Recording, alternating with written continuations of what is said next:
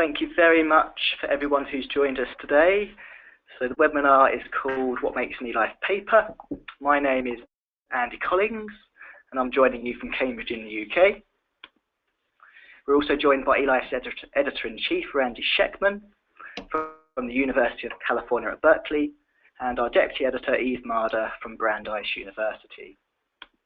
So Randy and Eve will introduce eLife, the scope of the journal, as well as our editorial process. We'll touch upon an editorial that Eve co-wrote called The Pleasure of Publishing, and some selected research just to give everybody a feel for what we publish. We very much welcome your comments and questions as we go along. We won't answer them as we go along, but we'll answer them at the end. If you could submit them using the online software feature, that would be terrific. Okay, and on that note, I'll pass you across to Randy Schekman. Good morning from California, where it's 8:30, and I'm calling from my home. Pleased that many of you, so many of you, were able to join us this morning. I thought I'd just make a few brief remarks about the history of the journal eLife and what we've accomplished in the last 4 years that we've been publishing.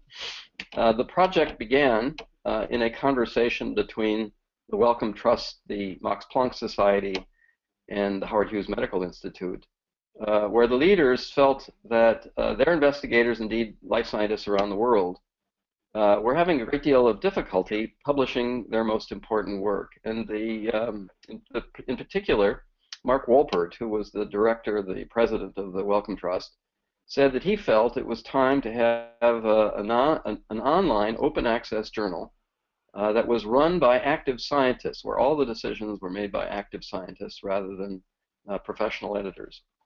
There was a meeting organized by Howard Hughes that brought a number of principals together. There was a great deal of enthusiasm for the project, and they asked me the next year to step in as the editor-in-chief, which I was happy to do. The journal now has been running for almost 4 years. This past year, we reached a milestone, having published our 1,000th paper, and I think we've established ourselves around the world as an international journal of some considerable standing.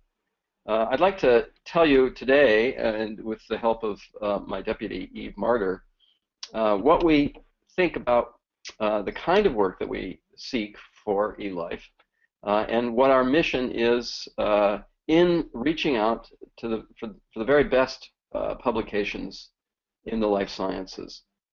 Eve, maybe you can begin with your perspective.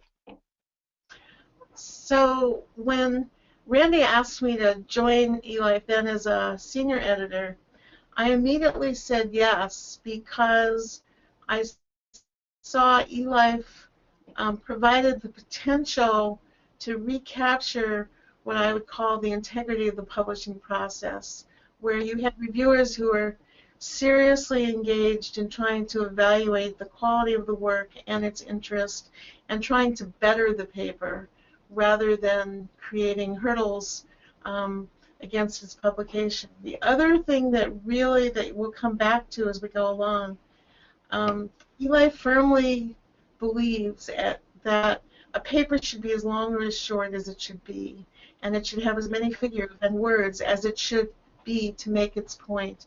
And so I felt really attracted to the notion of trying to recapture the highest ideals of scientific publishing, and that's what I've always been committed to trying to do with eLife.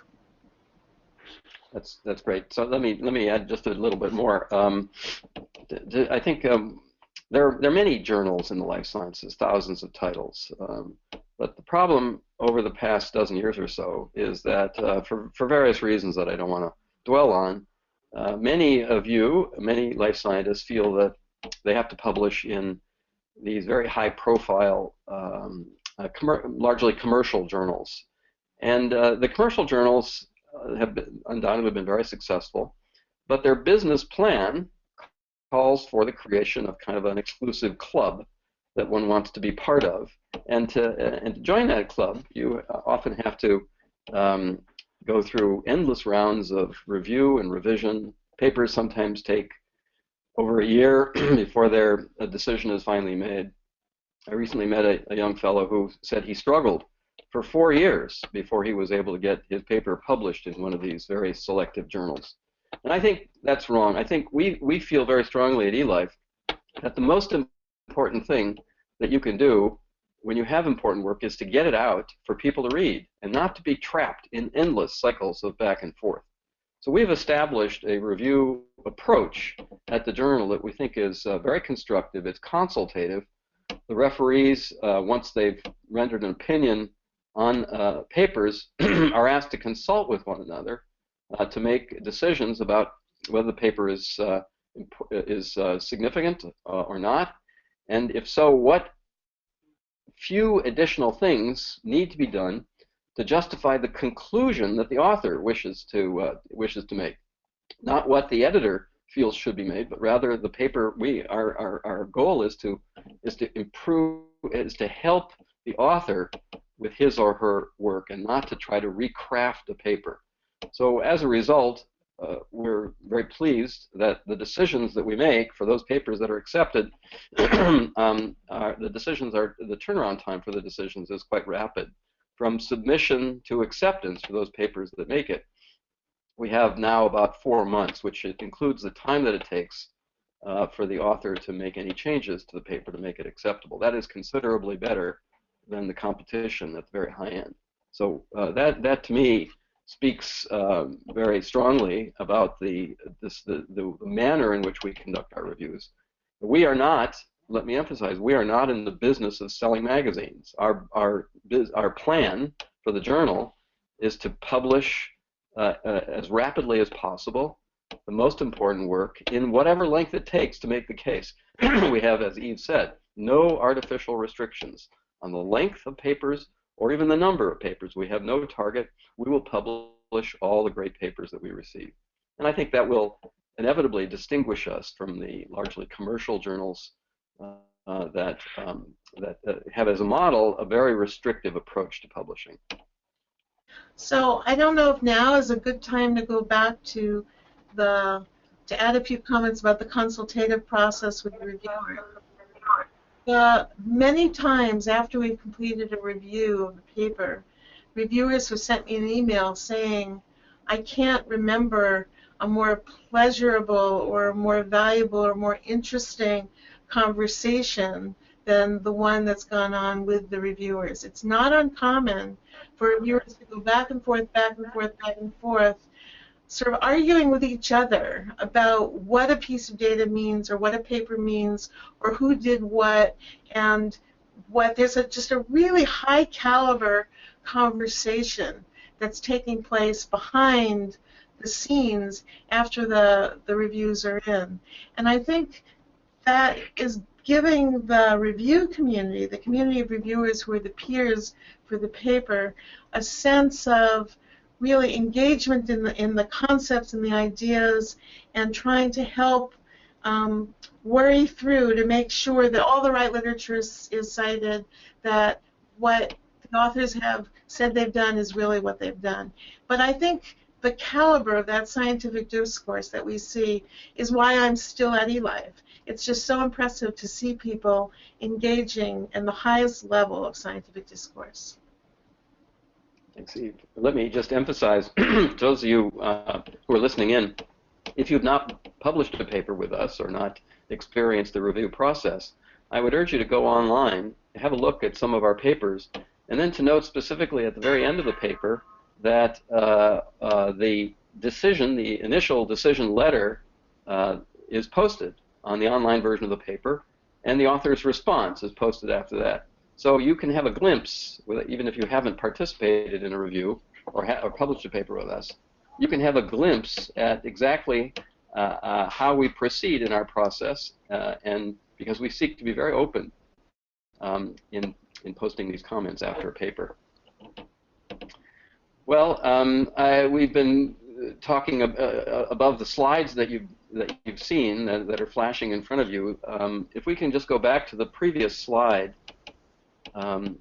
Let me just emphasize that we are very broad in what we consider appropriate for the life sciences. We go all the way from biophysics and single molecule studies to theoretical papers to psychology papers, to public health papers. We seek to represent, to ecology, we seek to represent as broadly as possible the entire life science literature. And again, let me emphasize, we are not necessarily looking for papers that are going to generate a lot of citations. We are not concerned at all about this so-called journal impact factor, because we feel that it is not a proper measurement of scholarship. We, the editors, the active scientists who participate in this process, believe that we are better prepared to decide what constitutes a significant discovery than some popularity measure for a journal that's computed in the form of the journal impact factor. So our concern is not to get papers that are necessarily going to generate a lot of citations. We're looking for scholarship in the broadest sense, in the deepest sense, in all of the areas that are listed here on this slide, indeed in many other areas that are not in these categories.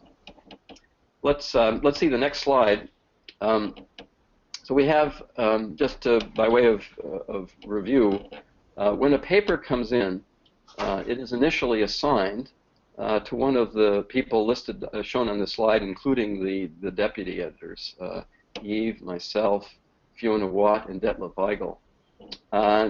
These people are selected not only for their scholarship, but for their collegiality. They are from around the world. They represent the broad areas that we cover in the journal. These people, the senior editors, are charged with making an initial decision about whether a paper is going to be appropriate for the journal in subject area and in depth of scholarship. They often do so in consultation with one of the now nearly 260 members of our board of reviewing editors. These are also scholars from around the world. Here is a snapshot of some of us at a recent editorial board meeting. Not all were able to attend, but we have now about 260 of them, covering in more detail all of the areas that we're interested in. When a paper comes in, after it's been judged initially by the senior editor, often in consultation with one of the board members, a decision is made about whether it will be submitted for review. About 1/3 of the papers that come in are submitted for full review. That is then taken over by a member of this large board who agrees to review the paper and to supervise the review process by selecting one or usually two other ad hoc reviewers who are not part of the board. These reviewers then review a paper independently, and their comments are then collected. They're posted together at the manuscript website for each other to read, not yet for the author to read, but for each other to read. The reviewers are unblinded to one another, and so you know when you're asked and agree to serve as a referee for eLife, that you will be in a position to defend your comments with your peers.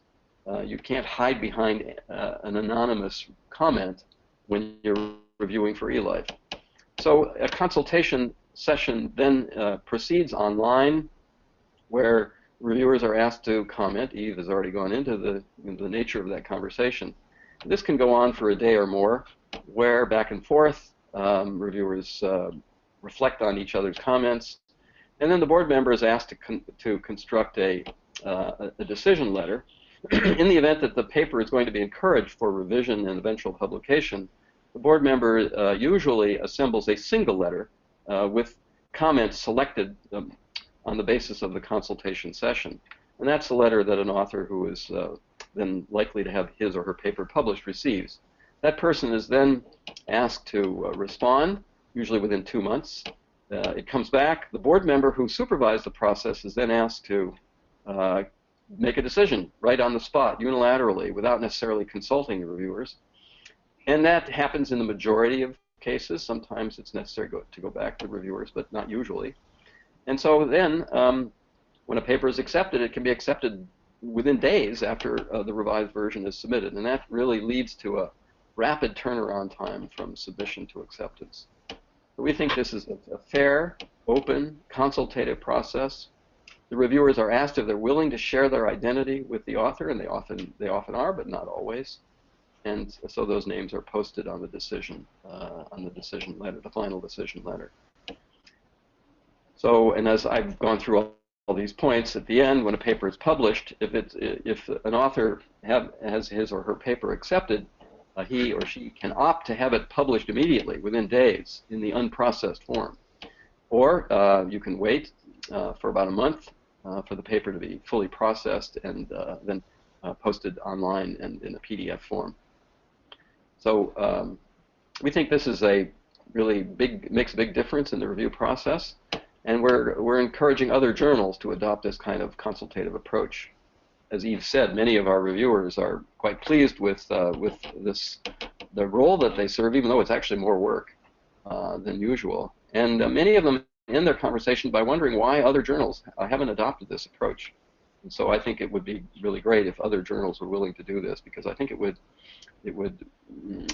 make the whole process more transparent and fair, and in a sense it really empowers the reviewers who then share a role in the final decision with the board member.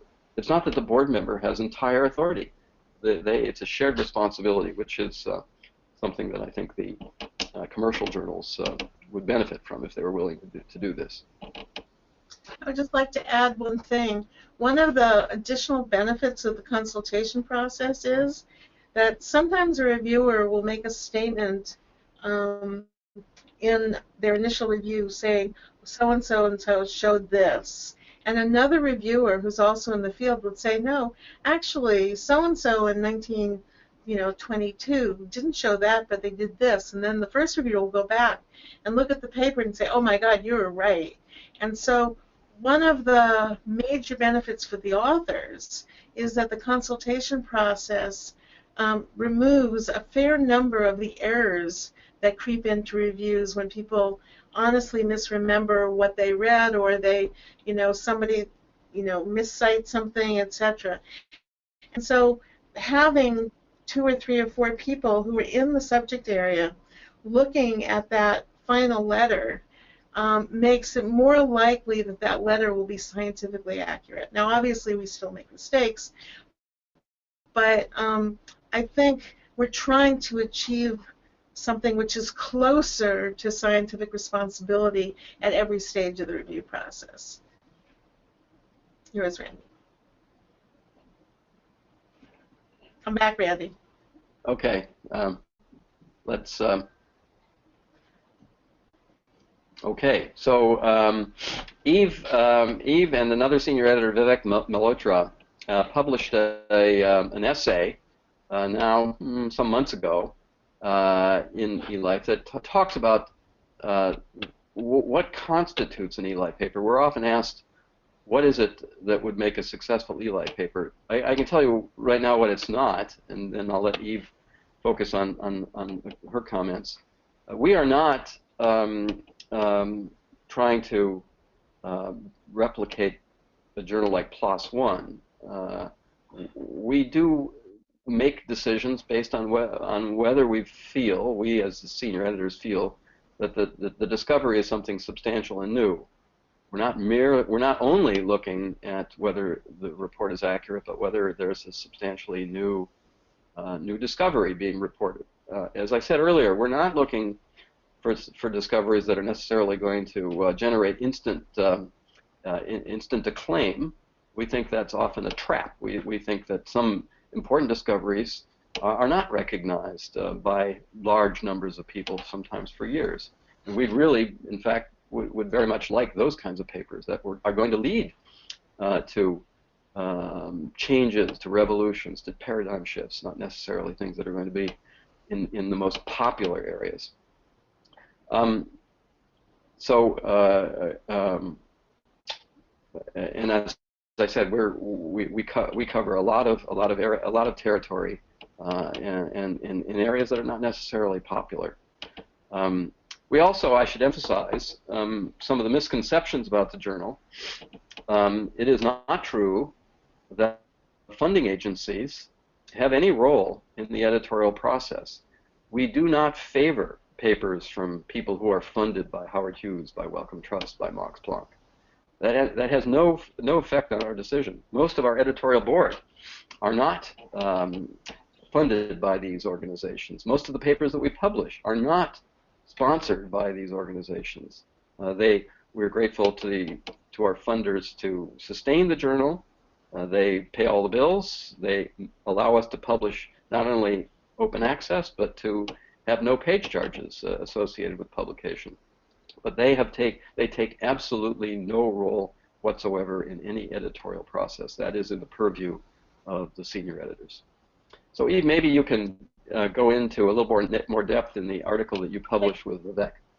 Right, and we wrote this again to try and capture what the senior editors are trying to do as they're making decisions about what to review and then what to accept. And so, first of all, an ideal eLife paper presents an accurate description of data that makes others in the field think differently and moves the field forward. So we definitely are trying to make sure that every paper comes close to, as Randy said, making a new and important contribution. You know, and sometimes you read a paper and you say, oh, I didn't know that, or I learned something, or I saw something, and there's that sense of, now I sort of had never thought of it that way before. So we're looking for papers that do that, and sometimes you can have something that is a really major contribution, or sometimes it's a little less so, but still you want to have some sense that the reader is actually learning something. But that has to be coupled with an accurate representation of what the authors have and have not done. And the most common problem that occurs in review, reviewers say over and over and over and over again that the authors are claiming too much. They're going way beyond their data, that they're claiming they've done X, and what they've done is 1/2 X. And we try and say during the consultation process, is the 1/2 X that they've actually done, is that by itself enough to constitute a major step forward? Because we've learned that authors have been taught by the high-impact journals to oversell, to claim something is more than it is, because that's what they feel they have to do to get into the most highest impact journals. And so reviewers, I'd say, I can't remember when the last time was when I had a paper go through review that didn't come up with at least one comment saying the authors have overstepped the bounds of what their data really tell us. So, and many times we just make them tone down their claims because we think that the data themselves are really interesting. So let's see what the next slide says. Andy. Okay. Now, and this is just another way of sort of capturing that sense of, or I've seen a bit of, to me, you know, when you see a really beautiful image or a really beautiful experiment, you know, and you get the sense that you're looking into the secrets of life, that you're getting some sense of why you became a biologist, and most of us became biologists because we were fascinated by the complexity and the beauty of, you know, biological processes, and every now and then, you know, you'll see something and you'll say, isn't that beautiful? And what that means is somehow or other there can be an image or an experiment or a thought that gives you that sense of being a young student, and again recognizing that wonder and that magic of, you know, exploring the universe of biology. Next slide. And this is just continues with that thought, and I personally feel like the second sign of it, happily, eLife has no restrictions on how many papers we can publish or how many we should reject. And this, to me, is one of the most important features of being on an editorial board. We do not have quotas. So we do not say, this paper is more important because we've rejected more papers in order to publish it.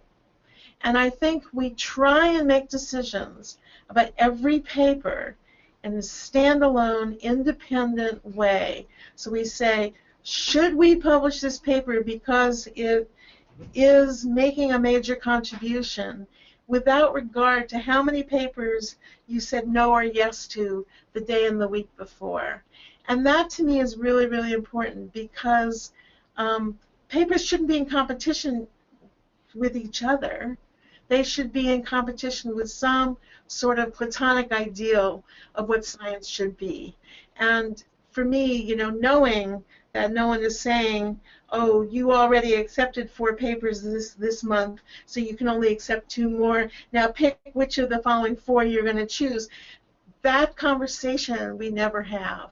And I think that's part of what makes being on the editorial board so pleasurable, is because you know you can make every decision on its own merits. It doesn't say you always get them right, but at least you're making them to the best of your ability on their own merits. Next slide. Okay, and this goes back to the challenge to divest ourselves of the behaviors that have diminished the pleasure of doing science.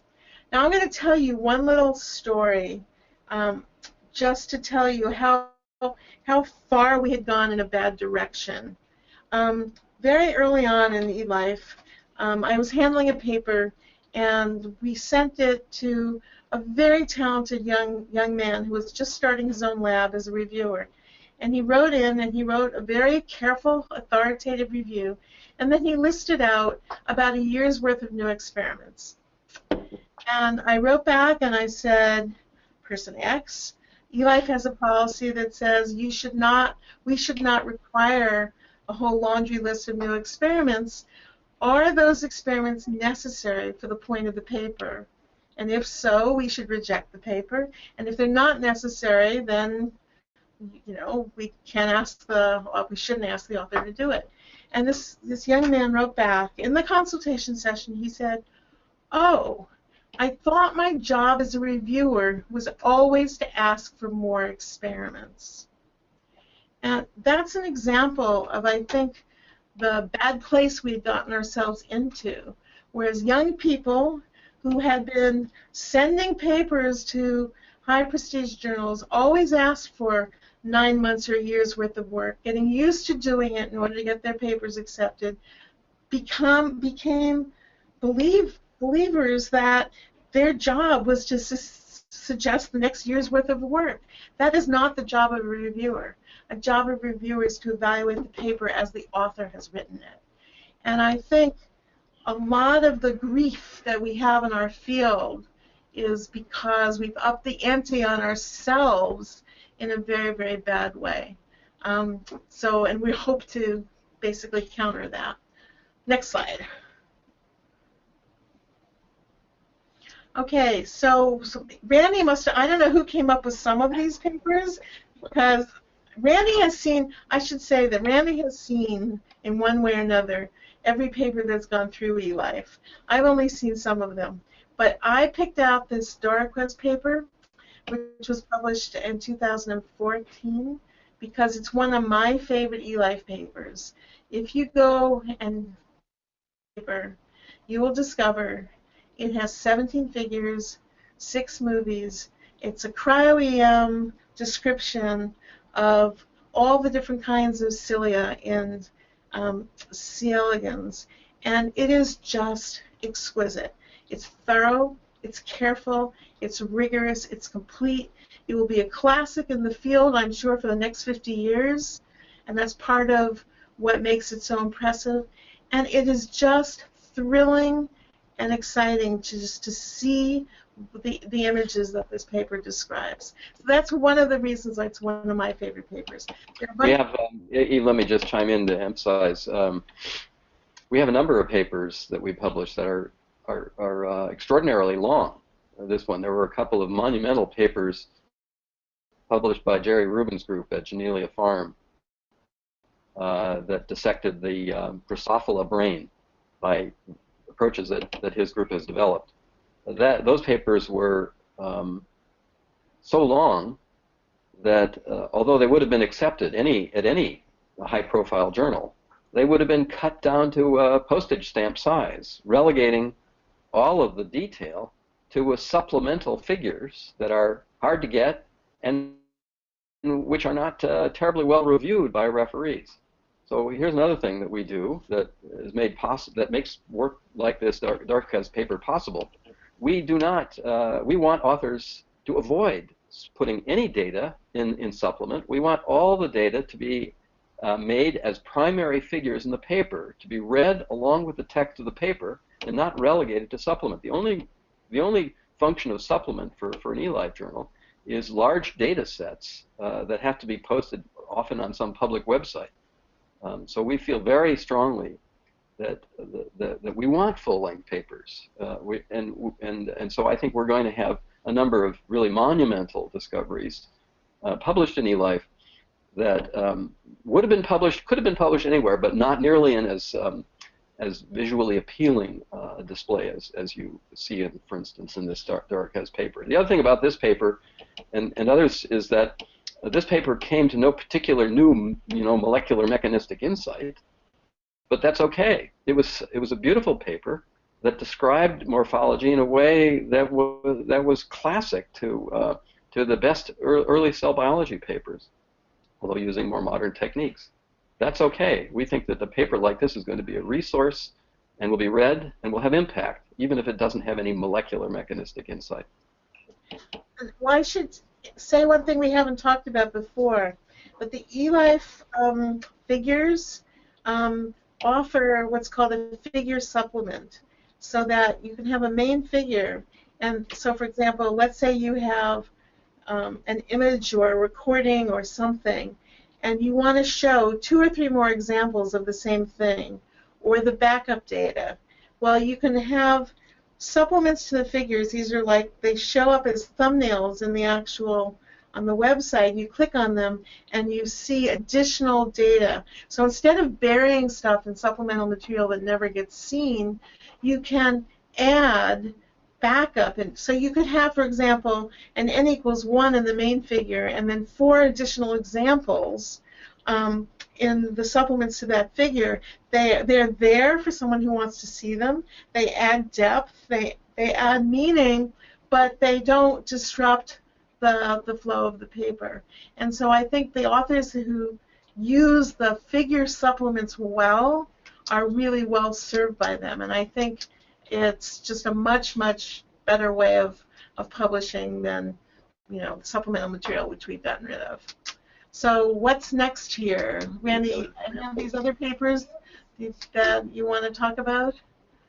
Next.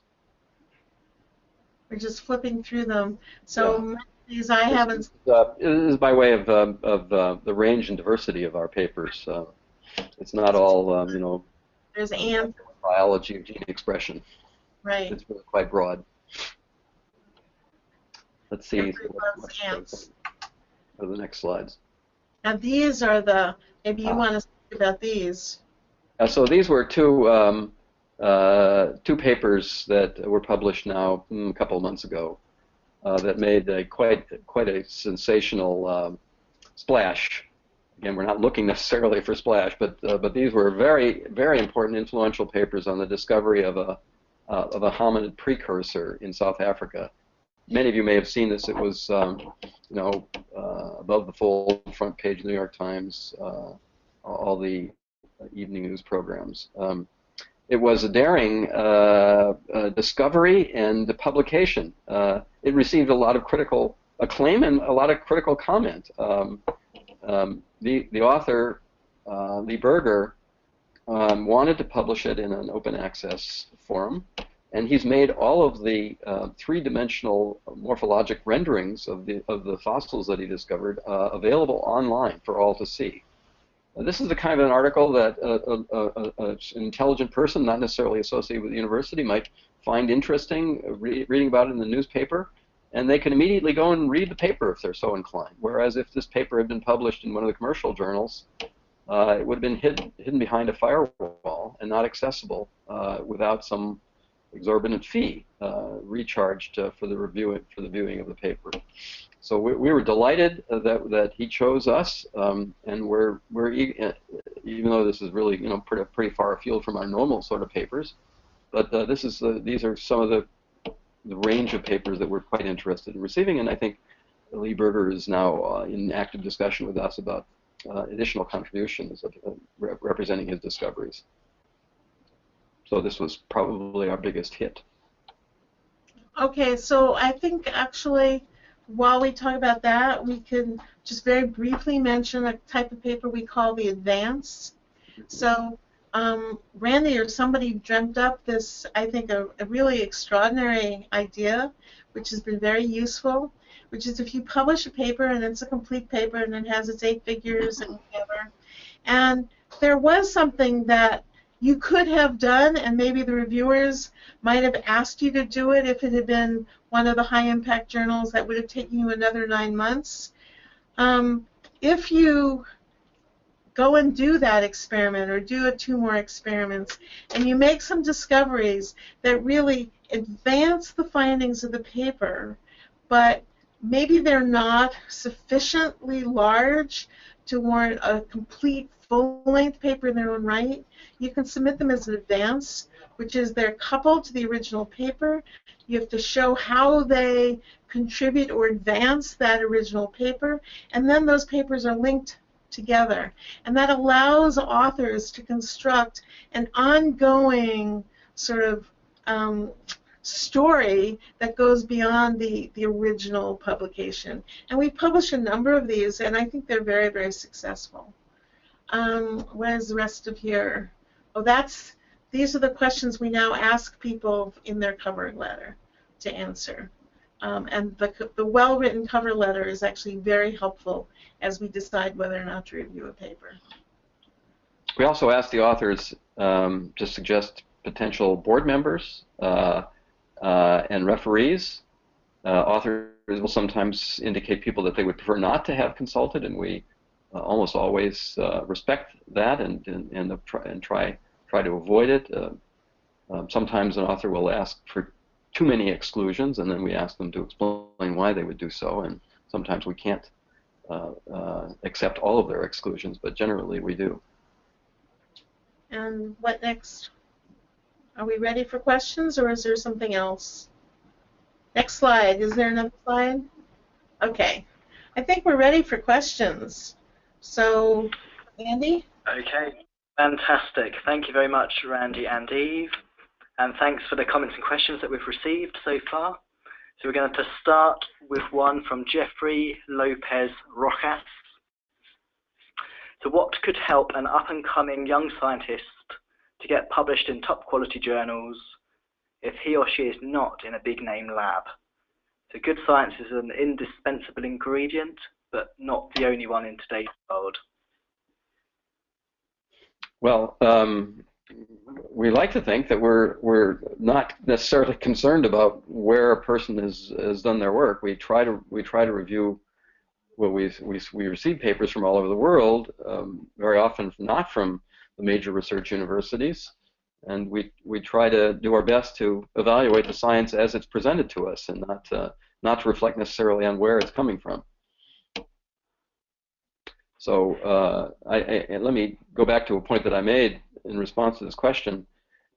For a young investigator, it seems to me the most important thing that you want to do if you have important work is to get it out there, to get it published for people to see, and not to have to wait for a year or more for decisions and endless rounds of review and revision at great considerable expense and time before the paper is published. Your goal as a beginning investigator should be to get the work published as quickly as possible. And so wherever you choose to publish, it should be at a journal that's going to take the work as it stands and not try to reinvent the paper to make it seem somehow more fashionable. Okay, fantastic. So the next question comes from Becky Brooks. What are your opinions on publishing negative data? Rigorous experimentation is surely the most important. Negative data can help move fields forward. Should we be encouraging people to flesh out and submit their negative data? So I think we both probably have feelings about this, and we may have slightly different feelings. So I think in each case, there are 2 things to think about. Sometimes a negative data can be extremely important, because if something is really wrong or misunderstood and is in the literature, then it really is important for it to be fixed or countered. That said, every editor and every journal is very aware of the fact that there are many ways that people can fail to replicate, some of them being trivial and some of them being less trivial. So I think one always worries about whether people can't replicate something just because they're not as technically strong as the original group. That said, I believe that when a really strong and carefully done paper that's making a failure to replicate story for something that's really important, it should be published. Yes, I think we certainly, our position is that any paper that we publish that is challenged by someone else, we will actively encourage the author of the challenge paper to submit in some way for us to review. We will not turn away such things. Other journals often will refuse to publish challenges, but we embrace that, and we've published several, and we have several under consideration. I can also tell you at this point that we have embarked on a very long-term major effort called the Reproducibility Project, where we have engaged with a group that's identified 50 of the most important papers in cancer biology. And we have reviewed papers submitted by research groups, not that are challenging these papers, but which are attempting to replicate key experiments. So we've published a number of papers now that are called registered reports, where groups have been identified to replicate certain key experiments in these 50 papers, and they have submitted papers to us describing exactly how they plan to proceed. Those registered reports have been reviewed by our editorial board. Many of them have been published, and the ones that have been published, the groups have now embarked on a long-term effort to actually replicate the experiments, and then we will review again when they submit the papers showing their data, and consider it by our normal editorial standards and publish it if we feel it's acceptable. So we feel I think are maybe exceptional in our interest and willingness to take on challenges in the literature and to test the integrity of the literature. Again, we're open access. We have no limits. We will publish all the great papers that we get. And if they're outstanding papers that challenge dogma, that take on established conclusions with results that are maybe contradictory to what's been published, we will consider them and publish them if we feel they meet our standards. Okay, thank you very much. The next comment comes from Istvan Ladunga. So many scientific publications are grossly oversimplified for the purposes of entertainment and great stories. Biological processes are typically presented as deterministic. However, most biological processes are stochastic in nature, and for some traditional scientists this is ill-defined and difficult to understand. By definition, stochastic processes are less reproducible than truly deterministic processes. So how does eLife plan to reduce the bias towards the illusion of determinism? I think that's a question for you. I was just saying that's a question for Andy. Well, first of all, I'm a neuroscientist, and we publish a fair bit of theory in neuroscience. And it's always a challenge, and when you publish theory, to know what level of model is useful to ask or answer certain kinds of questions. But I think the first statement that the questioner made, I think, is really true, that oftentimes papers are oversimplified and details get buttered over to make some of the inherent contradictions in the data go away. Because we have no limits on the number of figures or the number of words, we can ask people to add more detail. We often do that. I just sent a paper off to Randy to be accepted where the reviewers asked for much more information about the individual animals that went into a data set, and the authors produced all of the data, and a lot of it went into the figure supplements so that the range and the variability in the actual data is there as part of the paper, not only in summary plots but in all the details. So I think by asking people, and we ask people to make all of their code and all their data publicly available as well. So I think all of those are ways in which we're trying to avoid the oversimplification of data while still allowing people to try and use their important human cognitive processes to try and extract a big picture story. Well, let me just comment. I mean, to the person who asked this question, you refer to stochastic processes, but anything that we publish, anything that we're going to publish, has to be at least reproducible. Whatever the basis of the observation is, it has to be reproducible. Some phenomenon that is not reproducible is simply not going to be a valuable publication in any venue. Okay, thank you. So Becky Brooks has got a follow-up comment on negative data.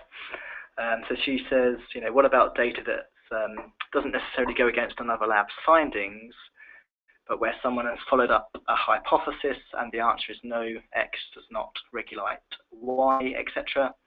What about these data where the null hypothesis is true? Is there a home for that? I would say yes. I mean, that sounds like a challenge to me. If someone has proposed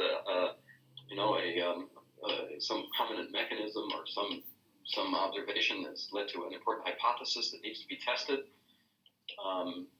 if it's widely held in a field that the hypothesis is likely to be true, if someone comes up with a challenge to that is the basis of scientific progress.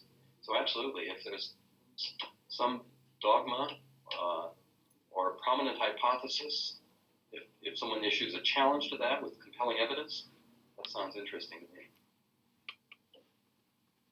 Whether it's published, whether the hypothesis was published in eLife or not. Okay, thank you. So then we've got a comment from Vinay Epan. So Vinay says it's already evident that eLife is becoming a force to reckon with.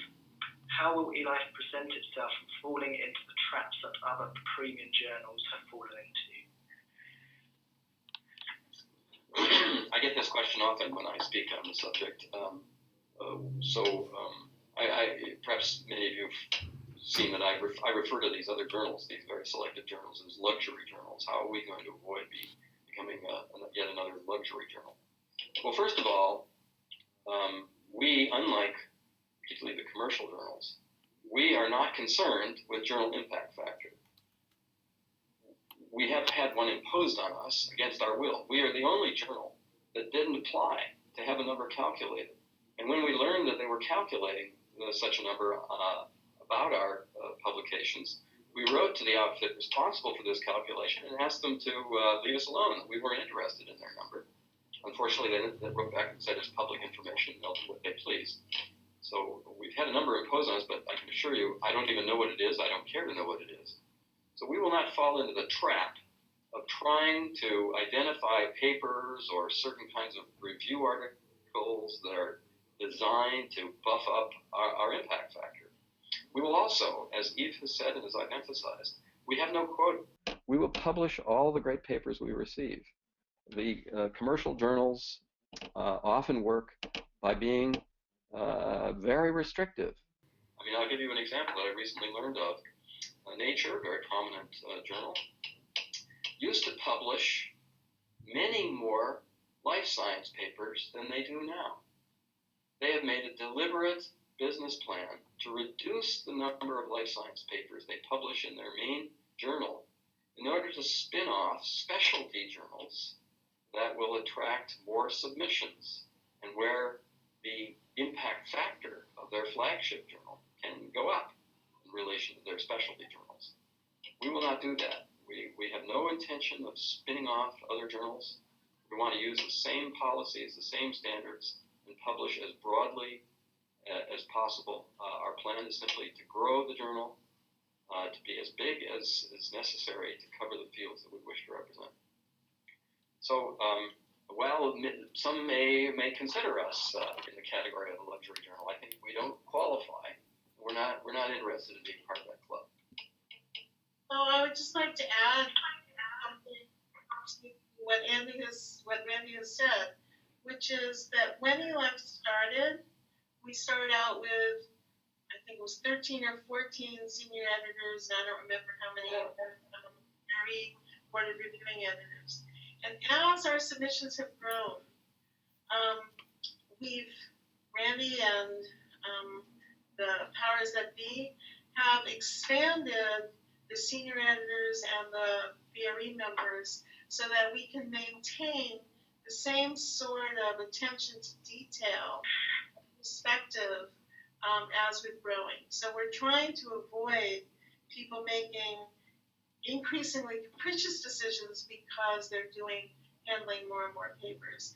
Now there's a challenge, and as you add more people, you have to educate them in the eLife way. And so we've been growing very slowly in a very careful way so that we can keep educating our editors and our reviewers on how we want to work. But I think hopefully we'll just keep at that sweet spot. And he's very wise. Thank you. So the next question, if the subject matter is significantly outside the fields of all of the senior editors, will the paper still get a fair review in the initial selection?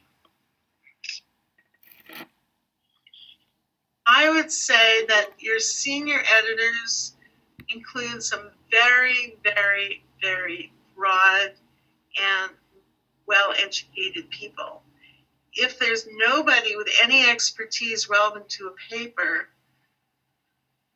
I don't know, Randy, it doesn't happen often.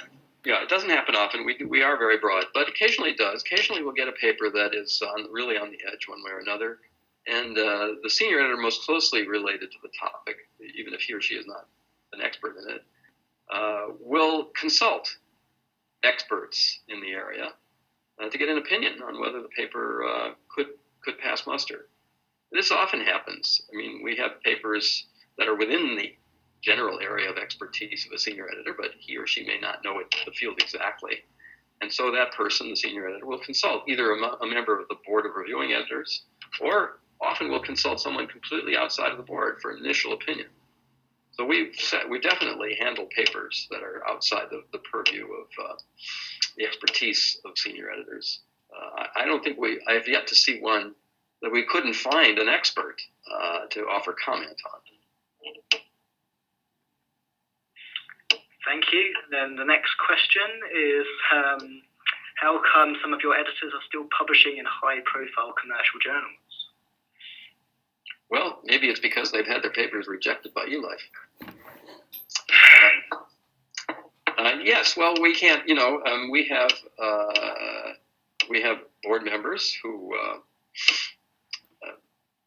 are under pressure for one reason or another, and feel that they have to publish in other high-profile journals. But I will say, at our recent editorial board meeting, I asked at the outset how many of the members present, how many board members present have submitted their papers to eLife, and the majority of the board members present then said that they had. So I think increasingly you'll find that our board members are submitting their best papers to eLife, but it's true, not all of them do. We can't force them to, but I certainly do my best to encourage them to. Thank you. The next question is, what is the recommendation letter written by editors? Yeah, so first author of a paper, a postdoc or a graduate student, who's going off to apply for a fellowship or for a job somewhere, is offered the opportunity to have one of the board members or a senior editor or me write a letter on behalf of that person, focusing on the paper that we publish, not on the entire career of that individual.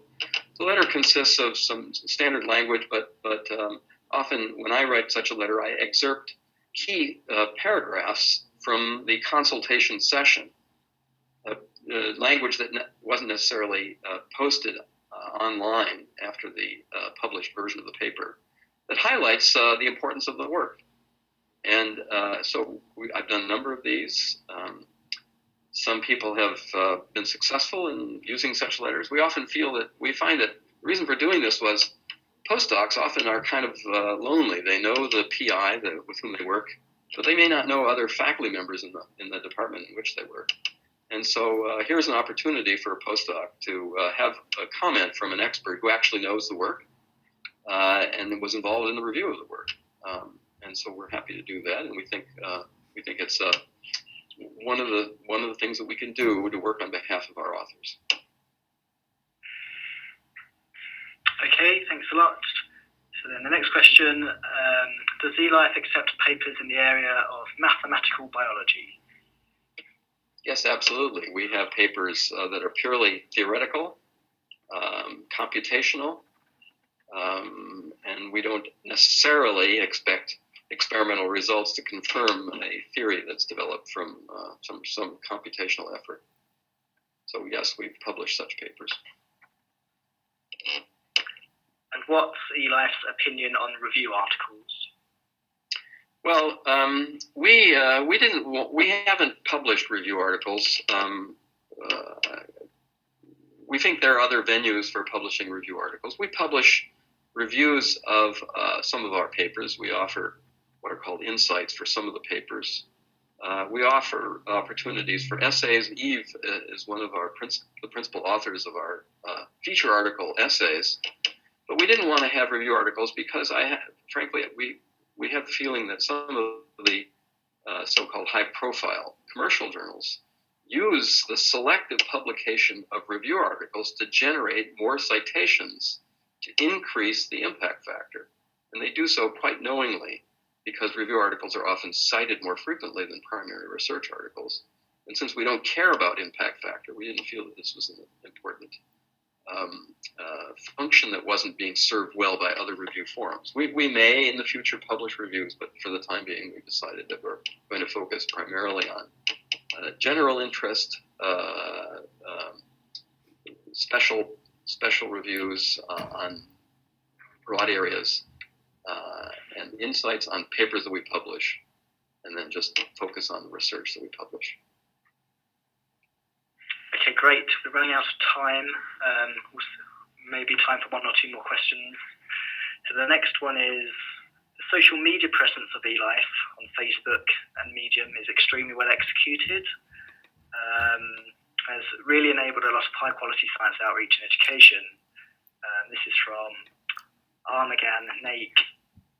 So what can we do as scientists publishing in eLife to further enable this outreach? Eve, your turn. I have no idea. I'm a troglodyte. I shouldn't tell you this publicly, but I will. I don't do Facebook. I don't do Twitter. I do my email. And when push comes to shove, I'll Skype. So I'm actually very unclued in to what eLife is doing in social media. We have, I can speak briefly about this. We have a special relationship with an online forum called Medium, and we have for each of our papers, and I think this is crucial, a decision that we made early on. Every paper that's published in eLife is accompanied by a what's called an eLife digest, which is written by our staff, our professional staff. And written for a broadly literate life science audience, specifically to avoid the jargon that normally is found in an abstract of a paper. So these eLife digests can be read by the lay public, and some of them are selected and posted in this online forum called Medium, and that's been a popular way for us to reach out to audiences that aren't necessarily ones who receive our table of contents on a regular basis. So that's just one example of our effort to reach out to a broader audience. We also, of course, identify certain articles that we've published and seek publicity in other social media and newspapers, and many of our papers actually are picked up by the press. So that's one of our goals, to reach out to intelligent people who are interested in specific areas of research that we cover. So Eve, you're going to love this. People can carry on asking questions on Twitter with the hashtag #AskEditors. I won't see them. Well, those can be sent along to Detlef Weigel, who was one of our most active tweeters on the editorial board. At Weigel World. Weigel so we've got quite a few more questions, which I'll be happy to respond to offline. So I just want to thank Randy and Eve for their time, and for everybody who's joined us. And I send all of our season's greetings and all of that. So okay. Check us out online.